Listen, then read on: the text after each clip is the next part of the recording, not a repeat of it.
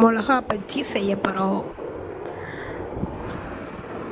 அதுக்கு நம்ம பஜ்ஜி மாவே வாங்க தேவையில்ல. வீட்டில் இருக்கிற பொருளை 2 பொருளை வச்சு நம்ம பஜ்ஜி சுட்டுறலாம். கோதுமை மாவும் பொட்டுக்கடலை மாவு இருக்குல்ல, மிக்சியில் அரைச்சி, பொரிகடலையை மிக்சியில் அரைச்சி கோதுமையும் அதையும் மிக்ஸ் பண்ணி உப்பு, தண்ணி, மிளகாப்பொடி, கருவேப்பிலை எல்லாம் போட்டு கொஞ்சம் கரைச்சி இது மாதிரி நல்லா கொஞ்சம் பஜ்ஜி மாவு மாதிரி கலக்கிக்கணும். கலக்கிட்டு பஜ்ஜி மிளகாவை கட் பண்ணி போட்டு பிசைஞ்சு எண்ணெயில் போட்டு பொரிச்சா பஜ்ஜி ரெடி.